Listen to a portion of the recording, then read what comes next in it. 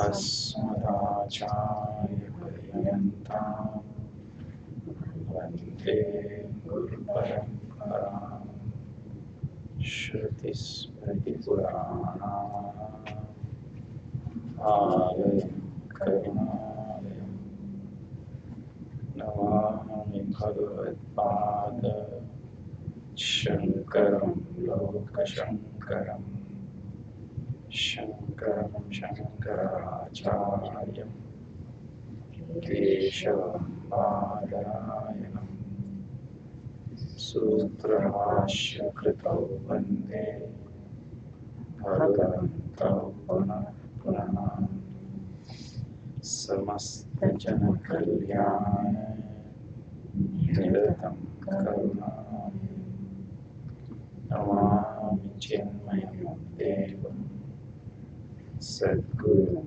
ब्रह्मविद्वरम्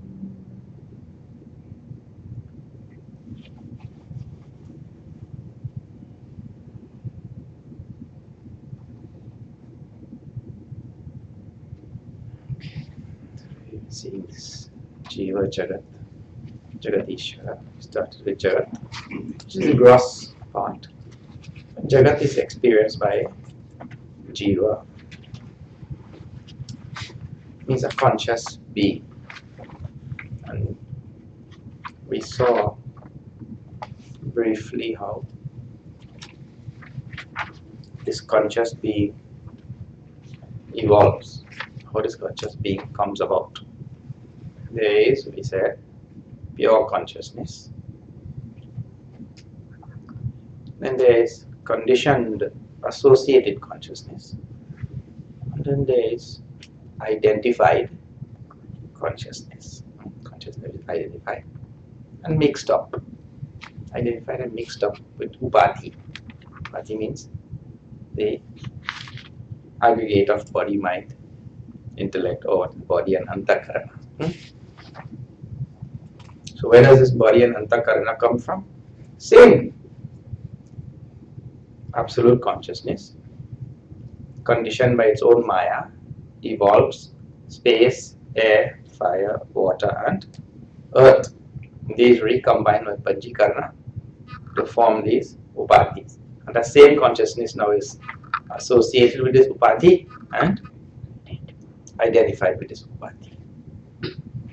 So the last product here is, after all of this process of space, air, fire, water, earth, panchikarana and all, you have the formation of the upadhi.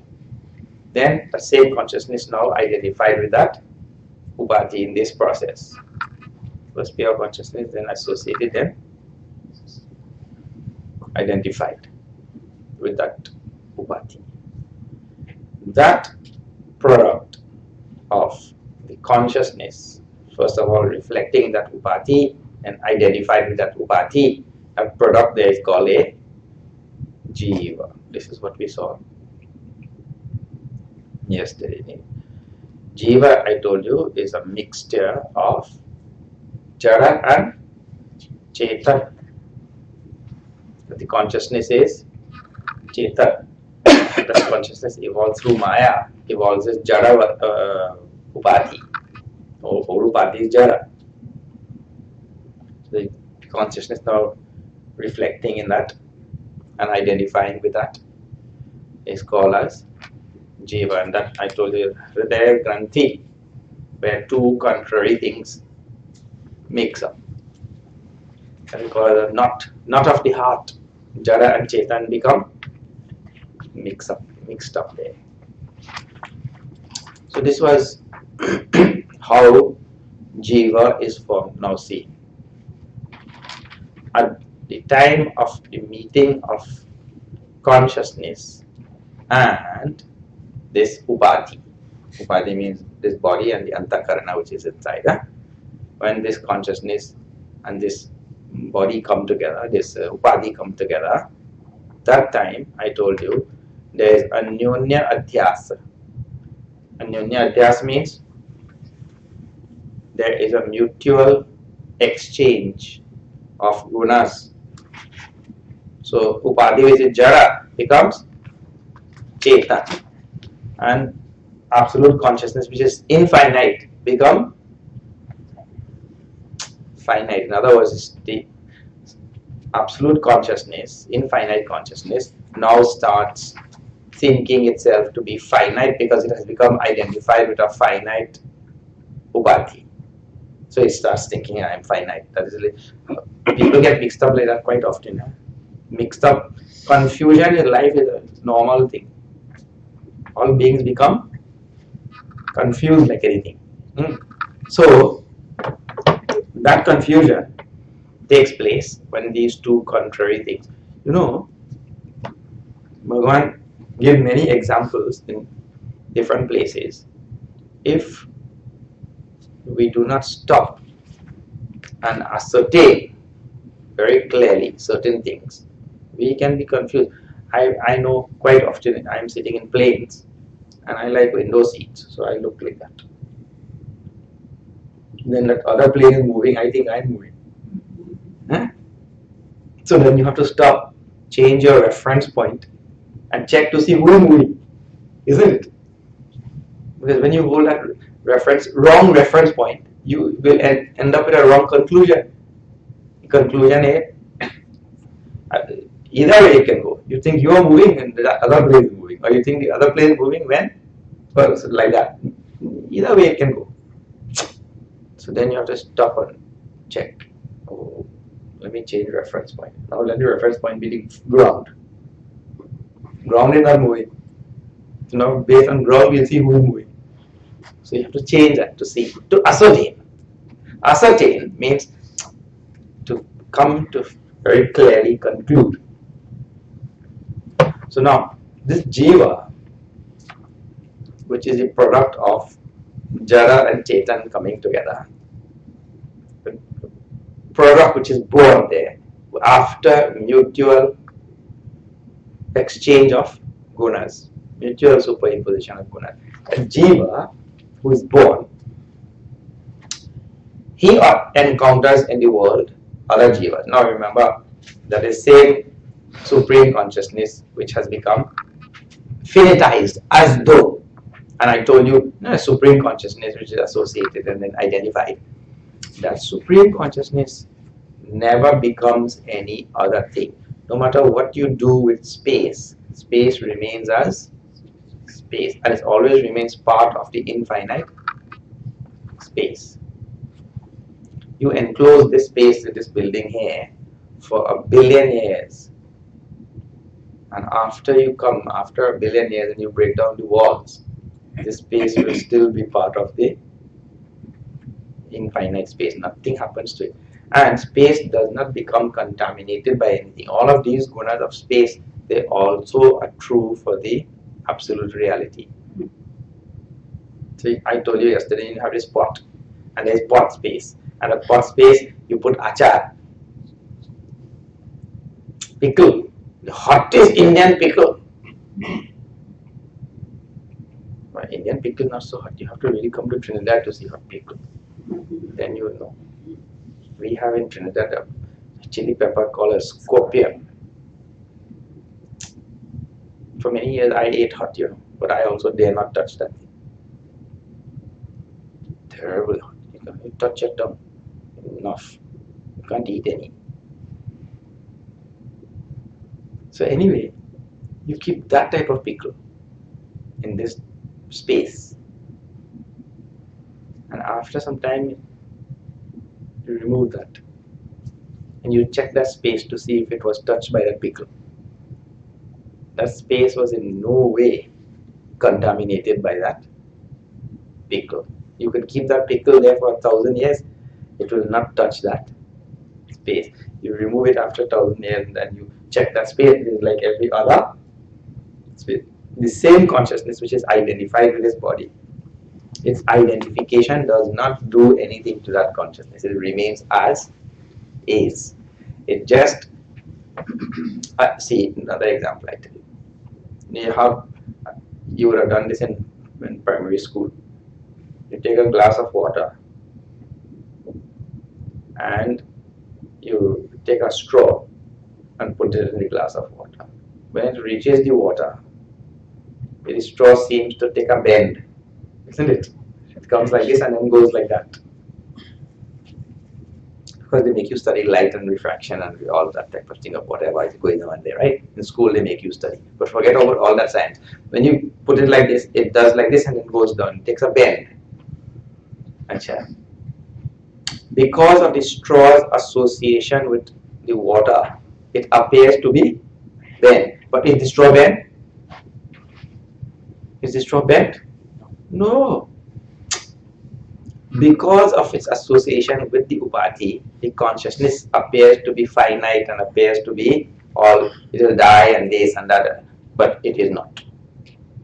That is only an appearance. It is avabhas. So, avabhasa is an appearance. It appears, the consciousness appears to be finite, appears to be dying, appears to take birth, appears only. There's appearance and reality, they are two different things. So, this consciousness associated takes the gunas and whatever is born there is called as jiva. When the two things are born, come together, the product is called as jiva. That is what we have been studying so far. Now, one additional thing we have to add to this now to see.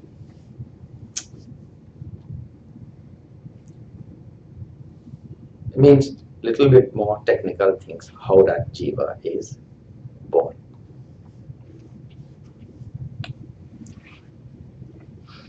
When consciousness comes in contact with the upadhi, it is pure consciousness coming in contact with upadhi. That time we say it is reflected in that upadhi, or we say that is called as chidabhas. The reflection of consciousness in that upadhi. All technical words. In other words, before the identification comes, it has to be reflected in there, and then the mix-up has to take place. And then when that mix-up takes place, they exchange gunas, then only jiva is born. Now we are putting time for all of this, right? For easy understanding, we are putting when this happened, when this happens, and then step 2 and step 3 and all of that sort of thing. In reality, we are just separating all these steps for analysis.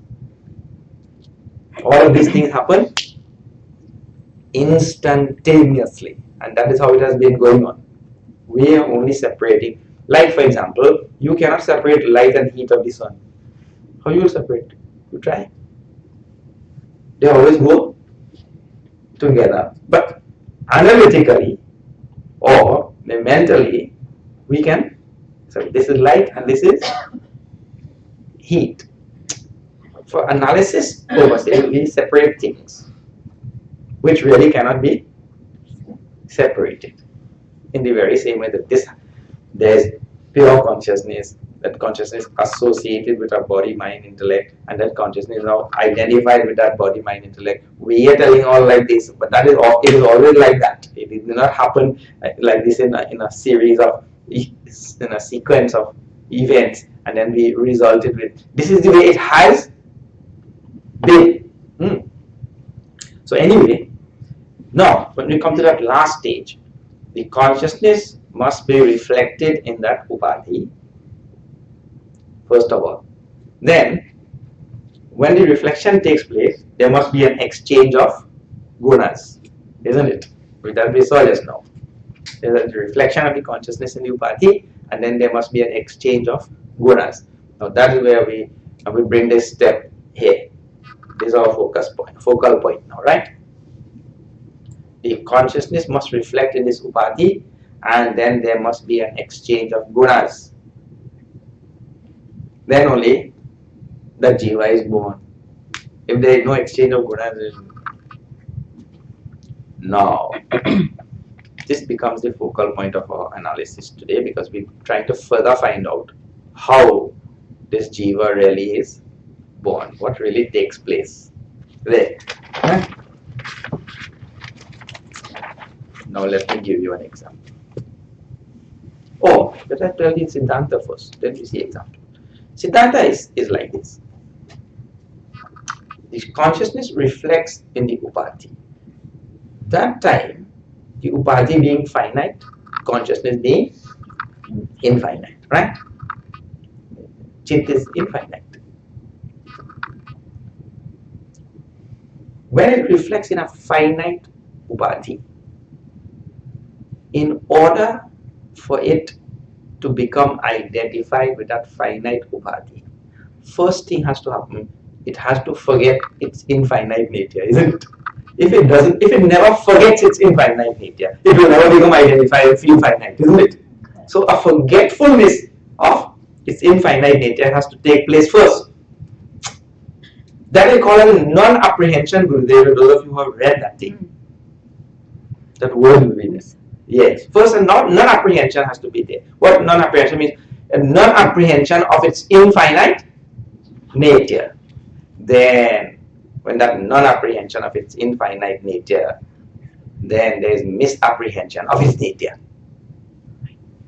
Misapprehension means, no, I'm small.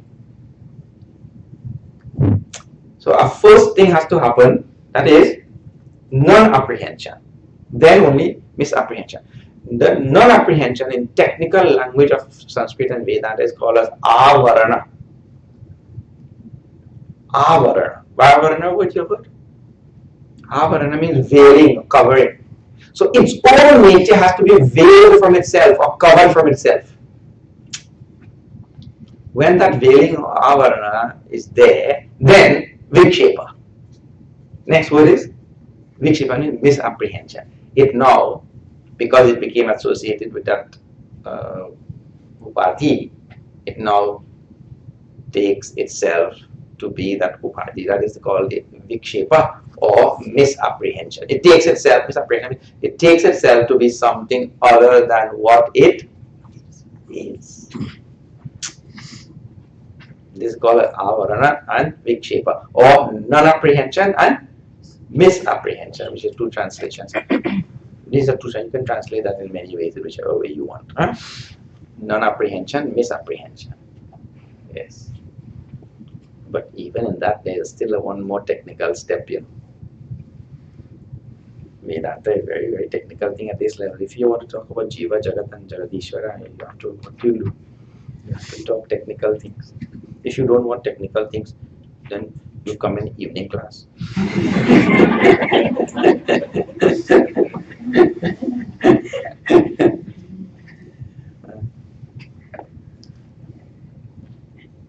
So slowly also better go slowly understand one thing or two things. That is enough, then you can always build on that, you know. So the consciousness reflecting in the finite upadhi, infinite thing reflecting in finite thing, mix up takes place. The finite thing is jada, so it becomes chetan of consciousness, and consciousness infinite becomes finite of. And I'm telling we're analyzing that, what happens there. That super consciousness, which is of nature of pure awareness only, that thing has to now forget its infinite nature first. Then only you can feel it is finite. If it never forgets its infinite nature, it can never feel it is finite, isn't it? So its association and identification with that upadhi makes that consciousness forget its infinite nature and makes him now think I am finite. But in that now, there is one more technical thing. I'll tell you. It gets very subtle. You know, you see this. It means that the infinite consciousness is seeing something which is not true. It is seeing itself as finite, isn't it? It is not true.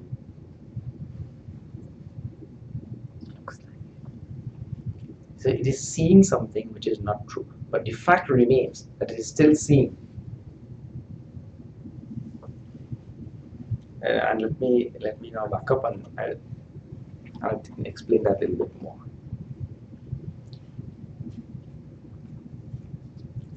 If you come in the dusk, right, and there is a rope there,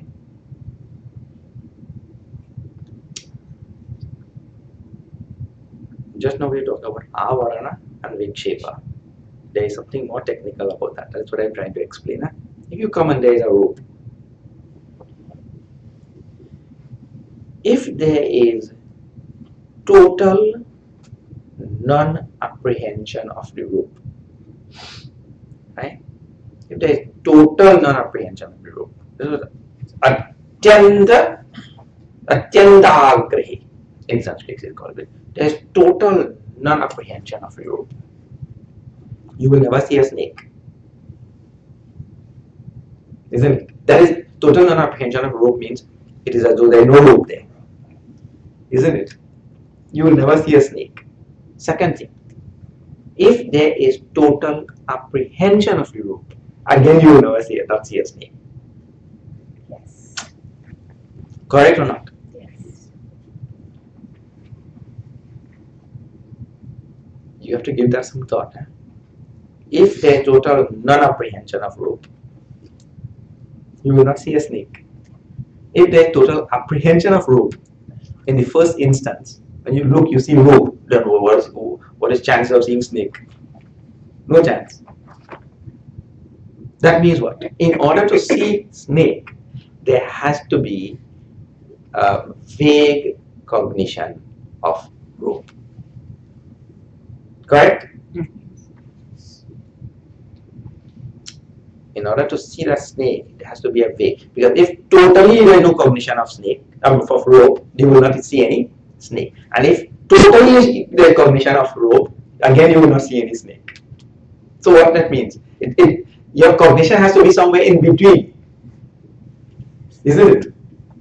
There has to be a vague cognition of rope, and on that vague cognition of rope means you did not really verify or ascertain 100% that is rope. So it's vague. Only on a vague cognition of rope you can superimpose a snake. That means to say, when we say non-apprehension and misapprehension, that first word non-apprehension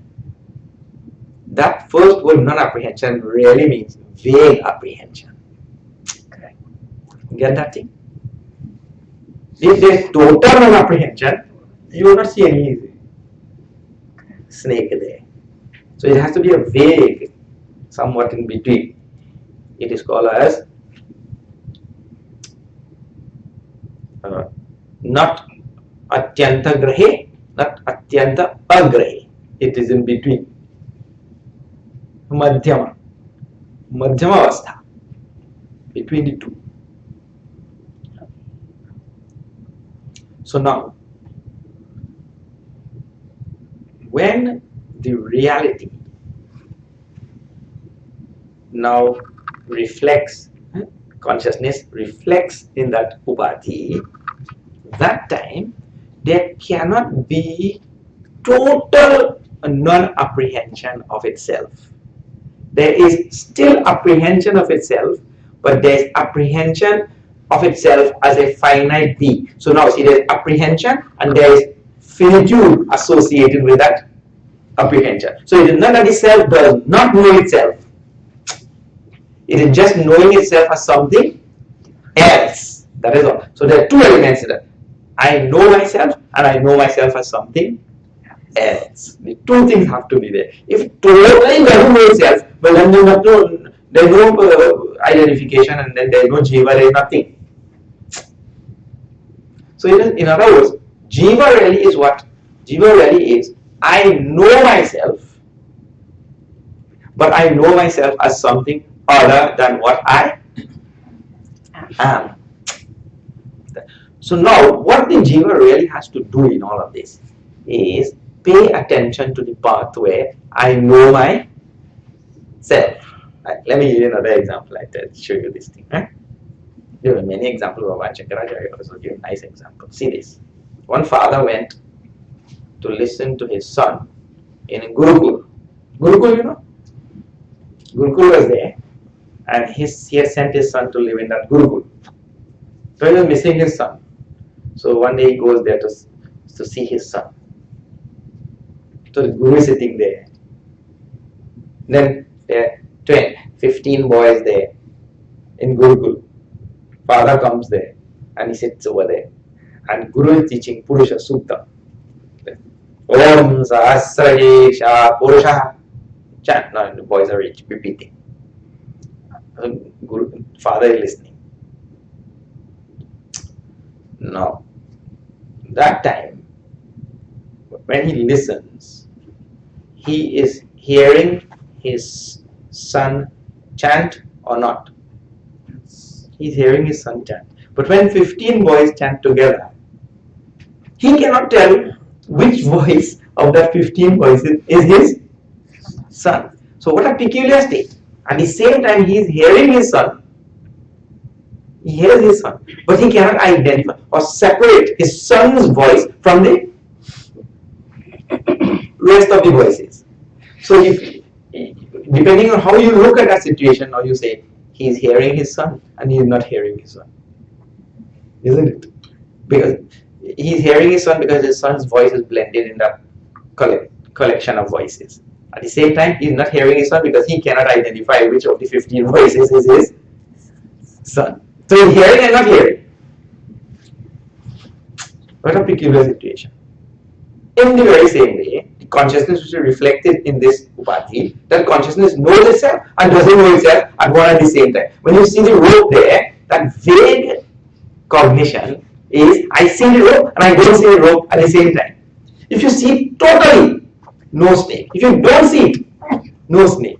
You have to see it and not see it at the same time. Do you know this very, very, very peculiar state of existence ripples throughout the entire Jagat? This peculiar state of existence ripples through the entire Jagat. See what is happening here? The consciousness has to know itself and not know itself at the same time. If it totally does not know itself, then there is no jiva, there is no nothing, there is nothing which is born. And if it knows itself, then it is realized. And again there is no jiva. It has to be in a state of midway. That truism, which is at the fundamental level of the existence of a jiva, that truism ripples through the entire Jagat. I'll show you how. See, I'm tall or short? No comment. See, No comment. if I am standing in front of my mother, she is a very short lady. I am tall. If I am standing in front of Kareem Abdul Jabbar or some such, I am short. See, boiling water is hot or cold? Compared to cold water, it's water hot. Boiling water is hot, no? You ask anybody, is it hot? So 100 degrees Celsius it is boiling. Right? You take that pot, 100 degrees Celsius. You go down to the steel mill. They have steel there boiling at 2300 degrees Celsius. So you ask them boiling steel, hey, what do you think about this boiling water? Is it hot or cold? Cold. He'll say, what cold, what hot? This fellow is experiencing winter. Isn't it? Because compared to 2300 degrees Celsius, this 100 degrees is nothing. So now boiling water is hot or cold? Well, it is hot and cold at the same. Do you know that truism is true? This truism applies throughout the Jagat. One thing is two things at the same time. So Brahman knows itself and doesn't know itself at the same time. But that state is called a jiva. But if it knows itself alone, if it is only one, I know myself perfectly. That is enlightenment, that is not jiva. That is Brahman. If it doesn't know itself totally, that is Jara. Again, Jara is not jiva. Isn't it? So the peculiar state of a jiva is that jiva is half here and half there. And that half here, half there is something which is true for the whole universe. Everything in the universe is like that. Knife is good or bad? Both things.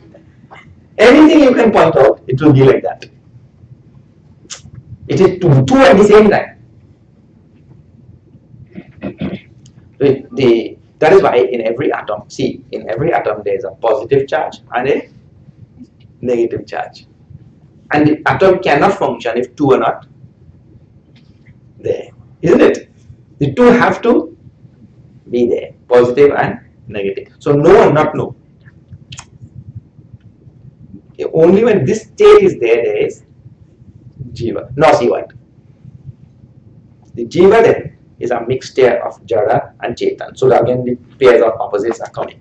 The Jiva then is a state of the reality knowing itself and not knowing itself. Again, the two. Because I told you, see, the Sanskrit words you have to remember, there's Atyantagrahe, Atyantagrahe. Atyantagrahe means totally not cognizing or apprehending itself. Atyantagrahe. Agrahe means totally not cognizing itself. Atyantagrahe, totally cognizing itself. With full cognition or apprehension. If either one is there, no Jiva, no Jagat, nothing is there. There has to be a midway in between there. Then you have Jiva and Jagat, and then you have all of this. So the father is hearing his son and not hearing his son at the same time. This is the condition that is required for the Jiva and Jagat and everything to happen. It has to be somewhere in between. There has to be somewhere in between. But cognition has to be somewhere, apprehension has to be somewhere in between. You please remember these examples, they will help you. You have to reflect on these things again and again. This is what Vedanta is about. So the snake and rope also. If you come out in the dusk time there, and if you see the rope 100%, where's chance of seeing snake? If you don't see rope even 1%, where again is chance of seeing snake? No chance. So it has to be a mix. I kind of vaguely see it like that in between.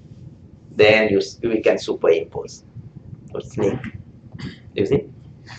So now the reality in association and after association, then identification with the Upadhi, this is how the reality finds itself. It finds itself in a made position now.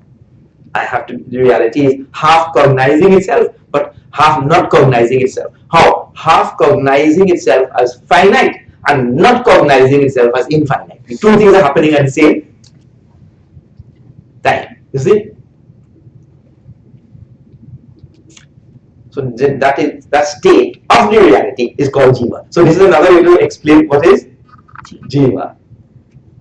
Another way to derive what is Jiva. Jiva is actually the reality, half cognizing itself as a conscious being, because Jiva, I am conscious, and I am conscious of you. But at the same time, I am conscious of myself as being finite. See? In other words, Jiva is reality in an erroneous cognition.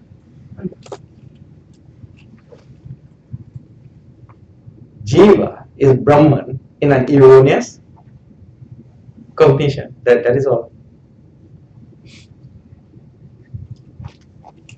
So then that erroneous cognition you may translate as misapprehension. You can translate that words better. But the first one of non-apprehension, that word you have to understand. When we say non-apprehension, we mean a vague apprehension. There has to be a vague apprehension, or vague cognition. If it's total non-apprehension, then nothing is possible. The reality doesn't cognize, apprehend itself totally, then you end up with Jada only. And Jada thing doesn't know anything, isn't it? So Jiva is the reality not apprehending itself fully. No. In all of this, we hear the word Agyan, Avidya. Such words you hear, na? How does this word appear? Because we go on saying the Jiva is ignorant, then we have to gain knowledge, because knowledge is the only antidote to ignorance. This, that. There is no other antidote to ignorance except knowledge. Now, what exactly do we mean, therefore, by ignorance, and how ignorance comes into this whole equation which we are talking about?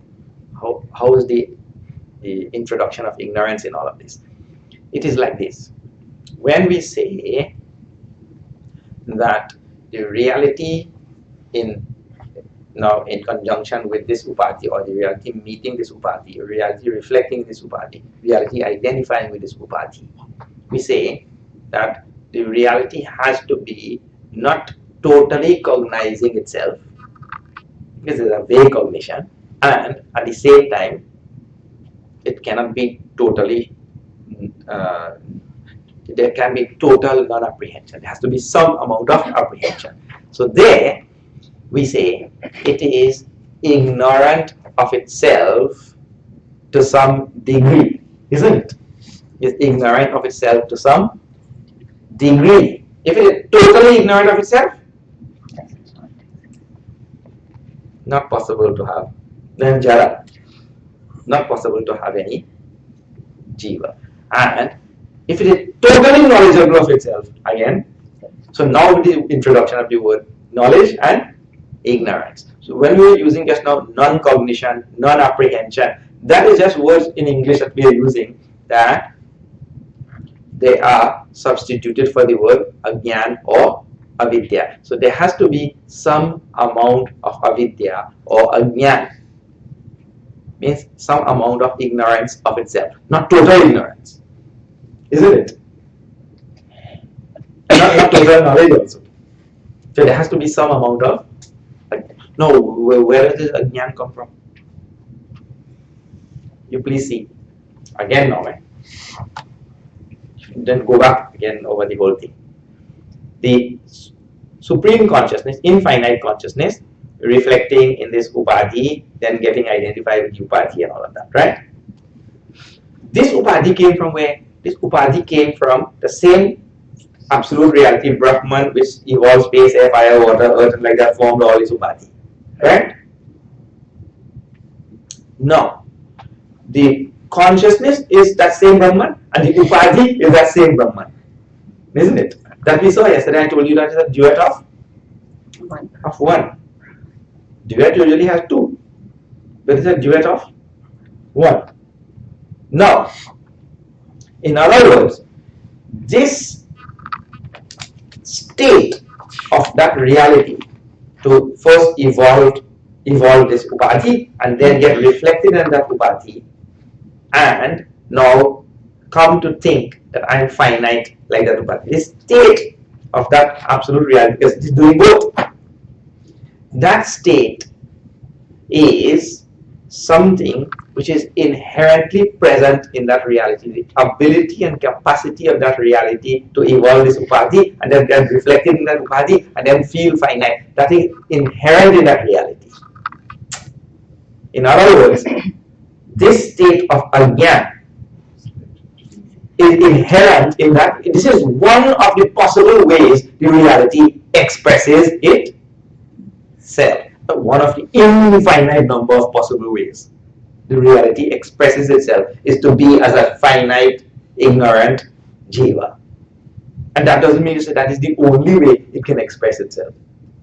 And it can express itself as this finite, ignorant jiva in degrees also. Because one jiva is more ignorant than another jiva. Isn't it? So you have gods and all in top, you get Brahmaji, Pipi, what is that? Brahmadi, Pipilikanta. From Brahmaji to an ant. So the degrees of ignorance varies from.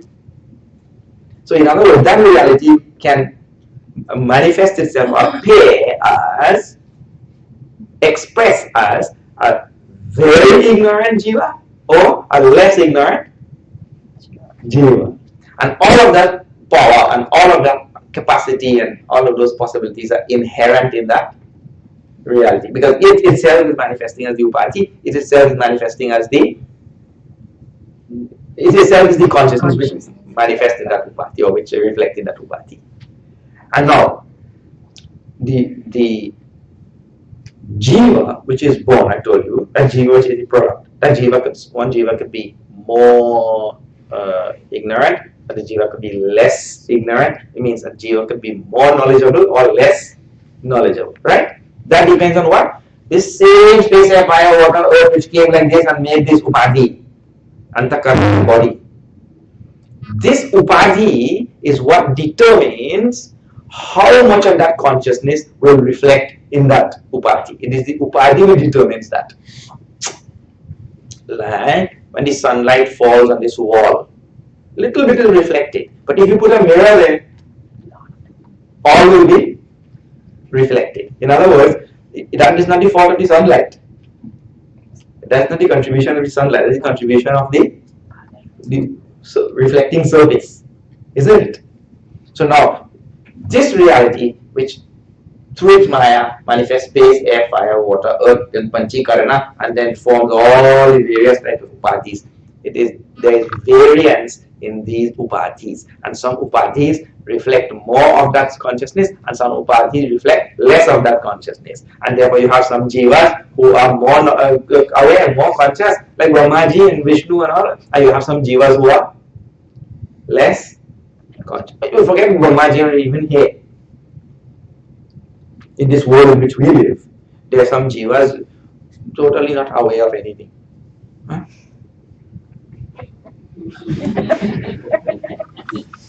And there are some jivas who are highly aware because the upadhi is different. One father took his son there for what do you call that? Surgery. They put him on that table. Then the doctor pulled out a long needle like that. So the father asked, "What is that?" He said, "When I give him this, he will not know a thing." No. The father said, "No need to give that now also he doesn't know now also he doesn't know anything." So there's some jivas will be like that, totally oblivious of what is going on. There are many people like that, totally oblivious of what is going on, and then there are some who are highly aware. Correct or not? Yeah. Right here only. So among jivas also, that upadhi, because it reflects more consciousness, that person will be more aware. That upadhi that reflects less consciousness. And that is why we say that upadhi now, human effort comes in there. That jiva can make that upadhi more and more sattvic. Huh? Have you heard all of this? You make that upadhi more and more sattvic by sattvic lifestyle, sattvic food, sattvic habits, like that. Make that upadhi more sattvic, more consciousness can reflect. The more and more that consciousness, when there is total 100% reflection of consciousness in that upadhi, then there is enlightenment. This jiva comes to know I am Brahman. I have always been Brahman. You see? So it is important that we realize this thing. The upadhi is what determines that reflection. This consciousness is same. The sun is always same. That wall mirror will determine how much of that thing will be reflected, isn't it? So upadhi, otherwise all sadhana and scriptures will not make any sense. It means now you have the opportunity through sadhana, through scriptures, for the jiva to make this upadhi more and more subtle, more and more quiet, more and more calm. Because upadhi includes body, mind and intellect also, isn't it? Make it more pure, more calm, more subtle, more sharp, so that more consciousness can reflect in that thing. You see? So, this is the saving grace for jiva. Saving grace for jiva is he has freedom to do that. And then there are shastras, guru, sampradaya, this, that, everything which can help him to make that upadhi, antakarana in this case, make it more and more subtle and pure and all of that sort of thing. So, jiva is nothing but Brahman, if you want to say in ordinary language, in a state of forgetfulness of his, not total forgetfulness. I told him that you can't go any extreme. It is a state of forgetfulness of its own infinite nature. And it is all that happens because of association and identification with this upadhi, but it is through that upadhi only, when developed properly, when that upadhi is developed properly and antakarana developed properly, then that same consciousness will be realized to be infinite. This is Jiva Jagat so far. Now we still have to see Jagadeshwara. Now one question, something? So I'm glad that I'm normal because I'm confused.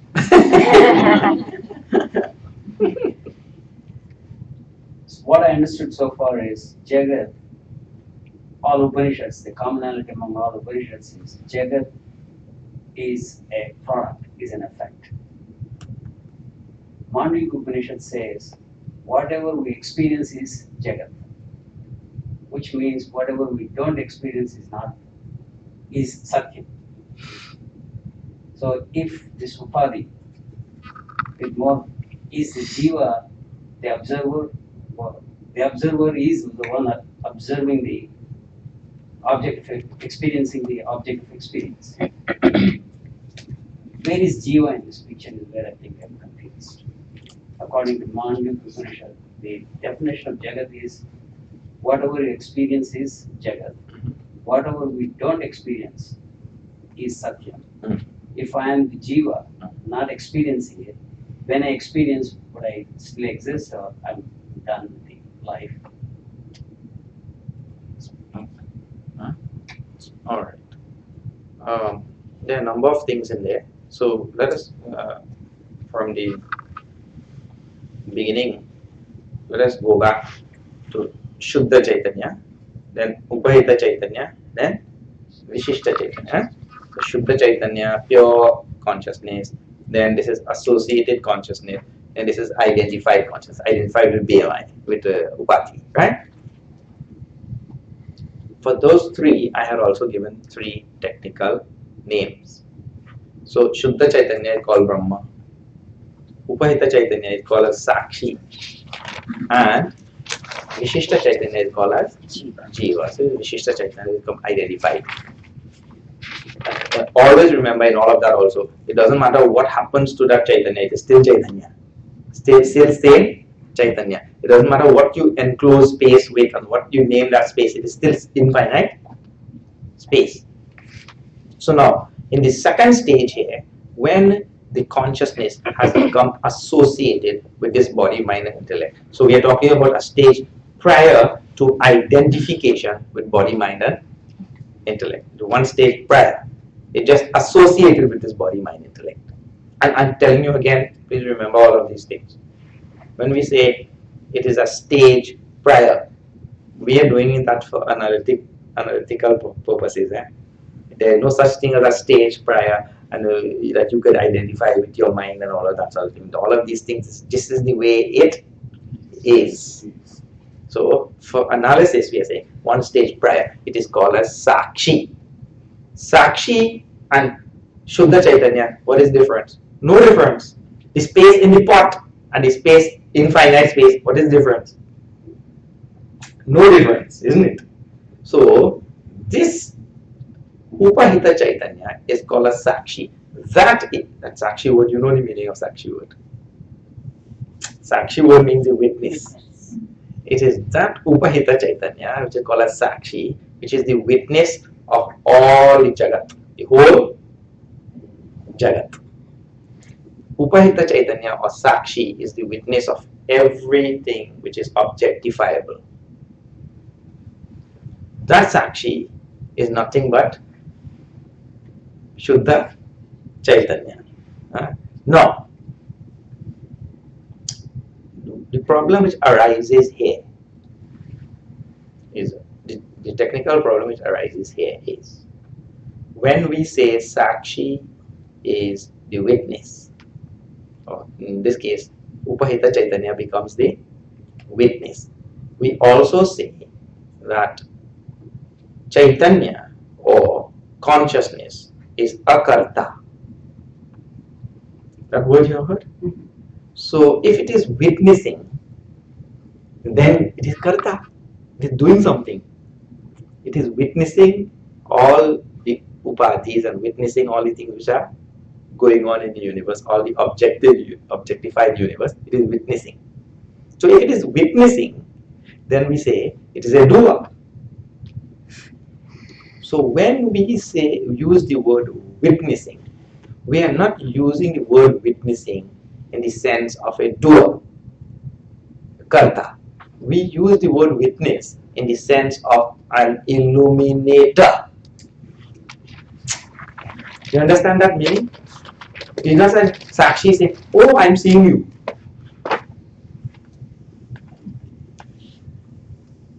One burglar went to steal in somebody's house, In the dark, he heard a voice. Jesus is seeing you.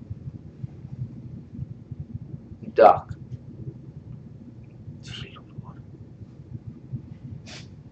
Jesus is seeing you.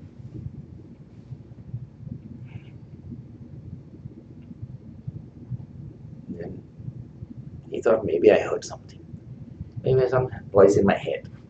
So he ignored it because he went silent. So he ignored and continued to search for items to steal. Then suddenly again, Jesus is seeing you. Then again silence. So he looked. There was nothing. Third time, Jesus is seeing you. Then he heard a chuckle and he realized there was a parrot. One parrot was sitting on a perch somewhere there. I said, stupid parrot. So he continued to search for his items. And suddenly, again, Jesus is the name of our pit bull.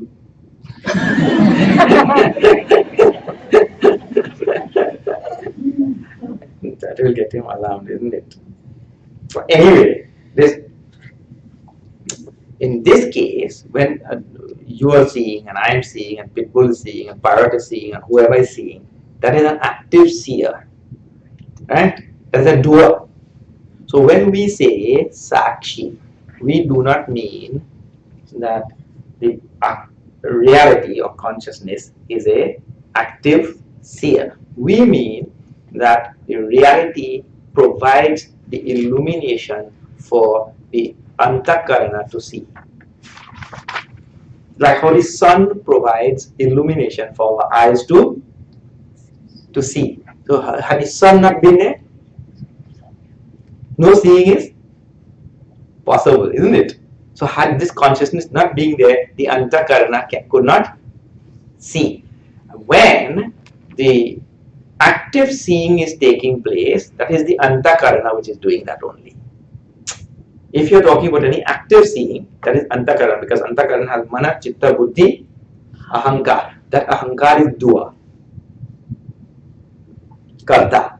So doership, any form of doership, arises only at the level of the antakarana. Doership is not there. Active seeing is doership. I am a seer. I am looking. That type of active seeing, that is called doership, that is only at the level of the antakarana. There is something which provides the light of or the illumination, in the light of which the antakarana can see, like how the sun provides the illumination in the light of which the eyes can see. That something is called as Sakshi. It is not an active seer. It is a provider of light for active seeing to take place, active seeing of the antakarana to take place. You get this thing. So, if there is any active seeing, it is antakarana. If there is only illumination, it is Sakshi. And when we use Sakshi, we mean Sakshi in that sense, not as an active seer. Then there is something else we call as Sakshi Bhav. Sakshi Bhav, what you may have heard. Sakshi Bhav means you practice the art of being a silent witness. That is a practice you can do. In other words, when you use your antakarana and you're watching this, watching that, watching the other thing, right? That's what you're doing all the time. What we usually do is, while watching, we are judging, planning, analyzing, calculating, so that is not a silent watcher.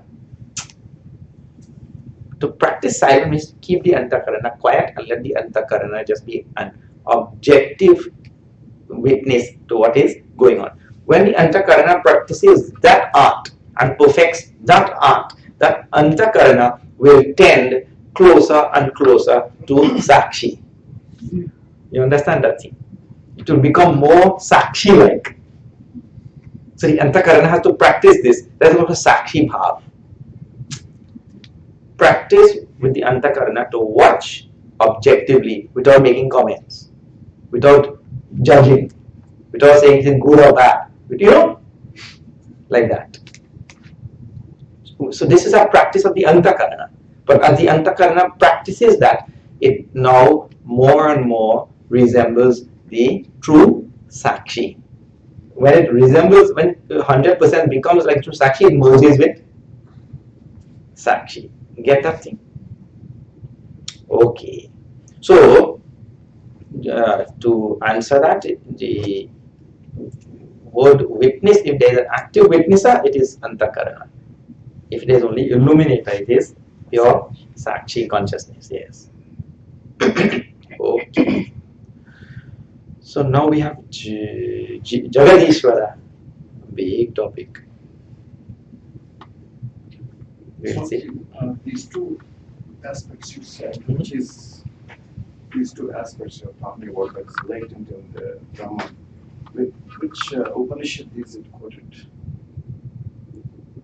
Two aspects. Latent means It's inherent in the Brahman quality that that ignorant, seeing and not seeing, and aware and not aware. Oh, no. So across the Shastras, across the scriptures everywhere, and in the writings of Bhagavan Shankaracharya, he speaks all the time about Maya, isn't it?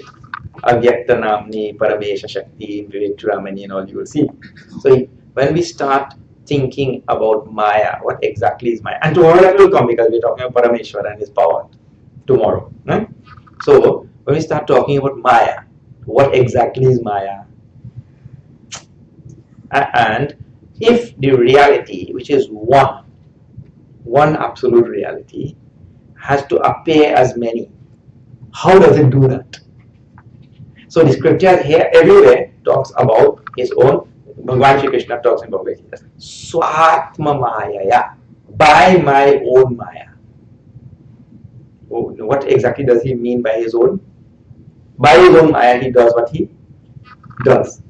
So it is not that the Upanishad has one whole section where it talks like this in this manner which I am telling today. There is no such thing anywhere in the Upanishads and all. This is just here and there making references to Maya, making references to Avidya. Like for example, in the 7th chapter, he talks about Trigunatmika Maya. This is my Maya. Mama Maya Duratyaya. No. So what exactly does he mean by his Maya? And what exactly does he mean by his Maya? That he comes forth in this world, he manifests, and he manifests things in the world and all of that sort of thing. So it is bits and pieces all over Shastras. But Bhagavan Shankaracharya is able to take that very nicely and make this whole, means to say, lay out the pieces more clearly for us so that we can, yes, otherwise it is strewn everywhere.